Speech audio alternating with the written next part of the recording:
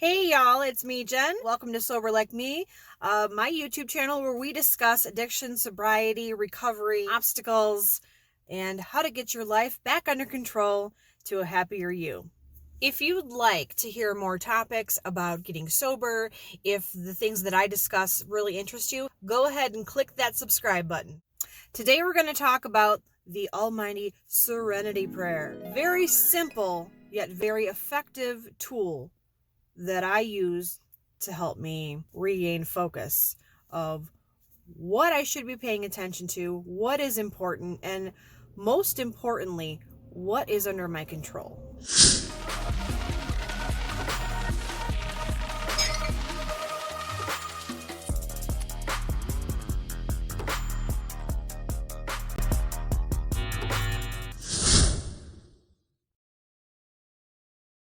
Hey guys, I hope you're well today. We're going to discuss the Serenity Prayer. You've probably heard it, you know all about it, been there, done that, have the cliff notes, taken the test, right? What I would like to suggest is the Serenity Prayer is, about control. We know it's about control. Taking control gives us our power back. It makes us feel less helpless, and it helps us focus on the task at hand as opposed to all the stuff right in front of us that is difficult to handle. Dear God, the universe, Mother Nature, Buddha, Allah, help me to accept the things I cannot change, the courage to change the things I can, and the wisdom to know the difference. And sometimes for us folk, we add in that last sentence of just for today, right? We add that in because sometimes we can't think about what's happening tomorrow because it's overwhelming. And I get that. I've been there. And some days I'm still there. It just depends on what we're talking about. Tell me how you use the Serenity Prayer in your life, or perhaps you use another prayer, or perhaps you have a mantra or a saying or a psalm, or let me know. Put it in the comments. I'd love to hear it. As it has been said, the journey of 1,000 miles begins with one step, with a lot of stops along the road. You've probably stayed up many, many nights just like I have, worrying, trying to plan around the worry. How do I calm my anxiety? I feel anxious about how I'm going to pay bills or how I'm going to juggle them, or I have a really crazy day. And for me, at first, it was how do I quell the anxiety, right? So I can deal with the craziness and the chaos of my life. What I found out is if I can just focus through the anxiety, it helps get rid of it.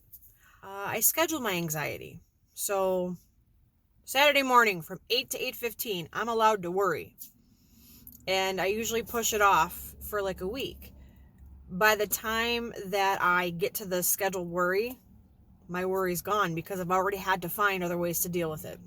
Now, the Serenity Prayer is in no way toxic positivity.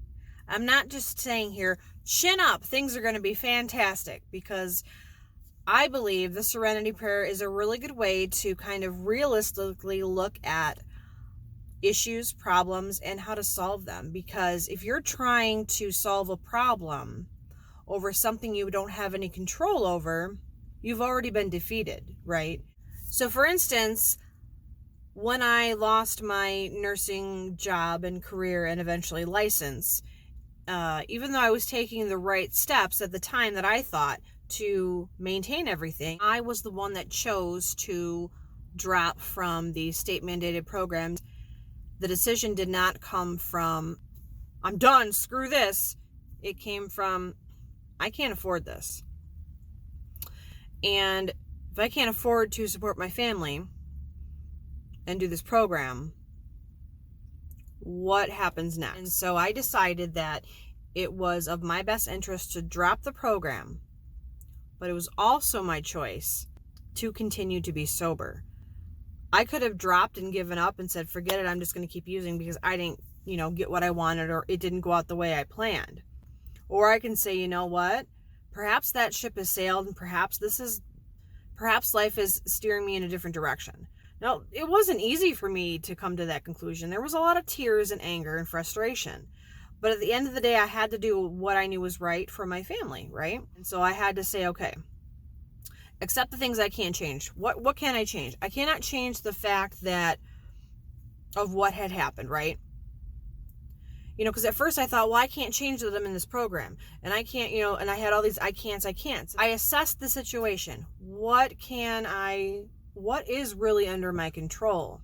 And I still stayed sober because I committed a promise to myself that no matter what happens, no matter what, I am going to find a way to get myself healthy, no matter what it takes. That was a big epiphany for me. For somebody who's always operating under anxiety and fear and making fear-based decisions, that was a huge, huge decision because I was very fearful at the time. I was uncertain. I didn't really kind of know what was going to happen, but I knew that if I stayed the course and I knew if I had honest and good intentions and worked my program of integrity and just not be the person that I had previously been in regards to, being deceitful and lying and things of that nature. I knew in my heart that if I just kept walking the path of honesty and integrity and self-reflection and discovery and just putting out to the universe and getting back good, when you put out good, you get back good. I firmly believe that. It's worked for me. Again, that's not to say that there's not times where there's struggle. Oh, trust me. But I've gone through lots and lots and lots of struggle. But at the end of the day, no matter what I've encountered, it's always been, okay, what do I actually have control over? And how do I empower myself to use that idea to have the life I want? It's not an easy thing. It's not a simple thing to say, oh, I don't have control over that. But I think that, at least for me, recognizing, okay, am I going to fight to the bitter end for something I have zero control over, waste my time, waste my energy, try my patience, make me feel empty, yada, yada? Or am I going to go, okay, well, I don't have control over that, so what do I have control over? And how can I use that to my benefit? How can I use that to make myself better, my situation better? I have people tell me, well, I have to go to jail, or I have to, I have a felony, or I have this, I have that. Okay. And I understand those are awful things. Like I sympathize with that. But inside of that, you still have choices. Let's say you're going to jail or prison. You're going to be away for a long time. You can choose what that's going to look like for you. Use that time to better yourself, perhaps. Read, educate yourself, learn about you, take the classes that they offer. They have programs in there, so whatever it is that they offer for you. Talk to other people, get connected with other people, find out what their situation is. I think there's so much learning we can do through others. It's amazing, and connecting. Now, you're looking at me maybe going, connect with people in jail? Well, okay, yeah, I understand. Again, you have a choice. You have choices. Sometimes you have to make the best of a really bad situation. Again, not toxic positivity, but actually going, okay, so I've got this horrible situation in front of me. Within that horrible situation, what are my choices? Am I going to react to the situation and act out? Or am I going to take a different route? There's always options, even in the worst scenarios. You do have a choice. I want you to read up on learned helplessness. It's not what it sounds like. It's something that a lot of people have that don't even realize they have it. And I will put a link down the description about learned helplessness. It's really interesting. It might be an eye-opener for you. It's definitely something to read. Give it a look. I don't know about you, but I don't have this huge amount of free time in my life with kids and work, staying sober and all the activities. And it really has become a tool for me to really kind of hyper focus on, okay, 1, can I control the situation? 2, if I can't, what aspects can I control, if there's any? And then what do I do if I can't control? What do you do? There is some piece and some aspect that you can control, and even if it's only your reaction, even if you can sit back and kind of observe and learn from it. Sometimes the only thing we can do is learn from a situation. And perhaps that's what it's meant to be.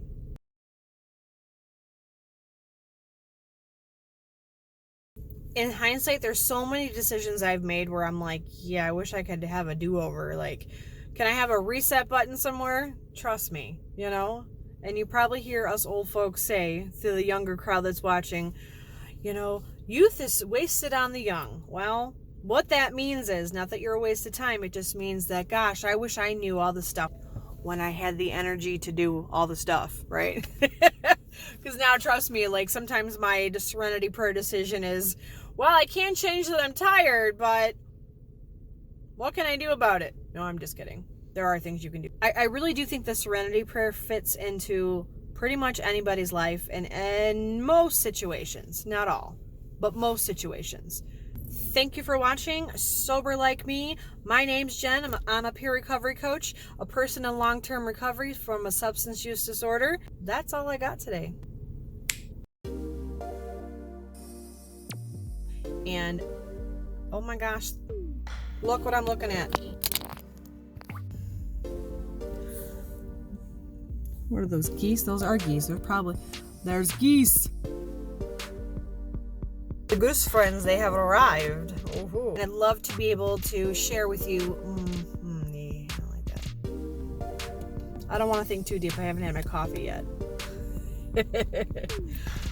Oh my gosh.